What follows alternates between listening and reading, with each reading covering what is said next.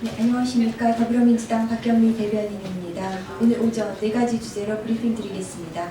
첫 번째 주제는 1228 한일 위안부 합의 폐기하고 화해치유재단 해체하라 주제로 말씀드립니다. 굴욕적인 1228 한일 위안부 합의가 오늘로 1년이 되었습니다. 지난 1년은 수십 년간 공들여 쌓아온 탑을 제 손으로 무너뜨리는 시간이었습니다. 우리 국민의 억울함을 들어주고 우리 국민의 이해관계를 대변해야 할 우리 정부는 온데간데 없이 사라지고 아베 정권이 꼭두각시의 다름 아니었습니다. 위안부 백서 발간, 위안부 기록물 유네스코 세계기록유산 등재 지원 등 정부 예산으로 지원되던 수많은 기념사업들이 이유도 모른 채 전면 중단되거나 수정되었고, 일본 정부의 더러운 돈 10억 엔을 집행하기 위해 졸속으로 설립한 화해치유재단이 알량한 푼돈으로 할머니들을 기만했습니다. 최근 뜨거운 논란을 일으킨 국정 역사교과서를 통해 위안부 문제를 왜곡, 축소하려는 시도도 있었습니다. 그 사이에도 아베의 털끝 망언 등 일본 정부의 만행은 잊을만 하면 한 번씩 되풀이되었습니다. 영국의 총리였던 윌리엄 글래디스턴은 지연된 정의는 정의가 아니다라는 유명한 말을 남겼습니다. 위안부 문제를 언제까지 지연된 정의로 남겨둘 것입니까? 시간이 많지 않습니다. 남아 계신 산 증인은 단 40분 뿐입니다. 정부는 굴욕적인 1228 한일 위안부 합의를 당장 폐기하고 기만적인 화해치유재단을 해체하십시오. 두 번째 주제입니다. 드러나지 않아도 뿜어져 나오는 것이 지도자의 품격. 박근혜 대통령의 미용시술이 세월호 참사 당일 이루어졌을 가능성이 언론 보도를 통해 제기되었습니다. 세월호 참사 다음 날인 4월 17일 진도를 방문한 박근혜 대통령의 얼굴 사진에서 4월 15일 사진에서는 없었던 주사 자국이 발견된 것입니다. 대통령을 만난 시각은 오후 2시였고 피곤해 보였다는 정호성의 진술과 오후 4시가 돼서야 중대본의 모습을 드러낸 대통령의 이해할 수 없었던 구명조끼 발언이 예사롭지 않습니다.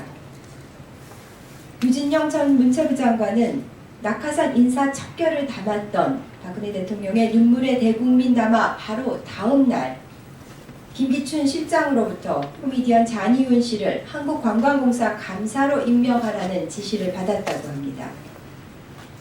또다시 낙하산 인사를 감행한 셈인데 장삼 이사의 작심도 최소 3일은 가는 법입니다. 최순실 태블릿 PC, 김영한의 비망록, 안종범의 수첩, 고영태, 노승일, 박헌영의 내부 고발, 유진영의 폭로 등 망자까지 합세한 빼도 박도 할 수 없는 증거들이 박정희, 최태민 대를 이어 40년간 이어져온 박근혜, 최순실 게이트의 전모를 향하고 있습니다. 오늘 외신을 통해 피델 카스트로의 우상화를 금지하는 법안이 쿠바에서 통과되었다는 소식이 전해졌습니다. 지난달 사망한 피델 카스트로의 유언에 따른 것으로 기념 동상을 세우거나 공공장소에 그의 이름을 붙이는 것을 금지하는 내용이라고 합니다. 지도자의 품격은 이렇게 드러내는 것이 아니라 뿜어져 나오는 것인가 봅니다. 세 번째 주제입니다. 박영수 특검의 전방위적 수사, 조기 탄핵 인용이라는 새해 선물 선사해 주길 바란다. 특검 수사가 급물살을 타면서 박근혜 최순실 게이트의 민낯이 서서히 드러나고 있습니다. 특검은 어제 김기춘 전 비서실장과 조윤선 문체부 장관의 자택과 집무실을 압수수색하는 한편 오늘 정관주 전 문체부 1차관, 모철민 전 교육문화수석 등 유진년 전 문체부 장관이 메간토크 폭로를 뒷받침할 증인들을 잇따라 소환하면서 수사에 박차를 가하고 있습니다. 유신 체제에나 가능했을 법한 문학의 블랙리스트 작성 배경이 다름 아닌 최순실의 개인 사업 걸림돌 제거였다고 합니다. 대통령 본인이나 친인척도 아닌 비선 실세의 이권을 위해 국정원의 인적 정보까지 동원했다니 통탄할 노릇입니다. 특검은 또 최순실 정유라 모녀의 이권과 삼성 이재용 사장의 경영급 세습을 주고받는 과정에 보건복지부와 국민연금까지 끌어들인 사실을 확인하고 문영표 전 보건복지부 장관이자 현 국민연금 이사장을 긴급 체포해 조사 중입니다. 특검은 정윤회 문건 등 관련 자료를 확보하고 정윤회에 대한 출국 금지는 물론 해외 도피 중인 정유라의 신병 확보를 위해 인터폴에 적색 수배를 요청하기도 했습니다. 특검은 내년부터 일주일에 2번 변론 기조를 유지하면서 집중 심리에 나선다는 계획입니다. 수사의 속도는 물론 깊이까지 확보하면서 박영수 특검에 거는 신뢰와 기대가 큽니다. 하루라도 빠른 탄핵 인용 결정을 기다리고 있는 국민들께 깜짝 새해 선물을 선사해 주길 바랍니다. 마지막 주제입니다. 황교안 권한대행은 즉각 위기 관리에 나서라. 세미 탄파가 매섭게 몰아치고 있는 가운데 서민들의 팍팍한 생활마저 박근혜 최순실 게이트에 묻히고 있어 걱정스럽습니다. 정부 발표에 따르면 올해 조세 부담률이 19.5%로 추정된다고 합니다.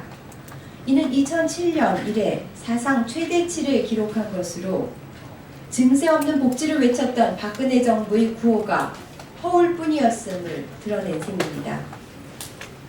며칠 전 발표된 사상 최대의 가계부채와 미국 금리 인상에 따라 예상되는 가계부담을 고려하면 IMF 금융위기였던 2009년 4월 이후 가장 낮은 수준까지 떨어졌다는 이달의 소비자 심리지수가 설득력 있게 들립니다.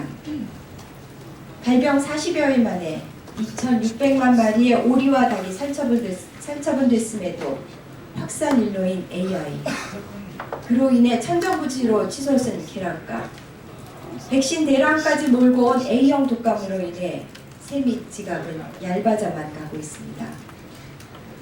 황교안 대통령 권한대행 국무총리는 대체 뭐를 하고 있습니까? 황 대행의 임무는 다름 아닌 위기관리입니다. 전대미문의 국정농단 사건 뒤에 가려져 초토화된 국민의 일상을 회복하는 일, 그것이 황 대행이 박근혜 정부의 부역자로서 조금이라도 죄를 덜어내는 일임을 아십시오. 감사합니다.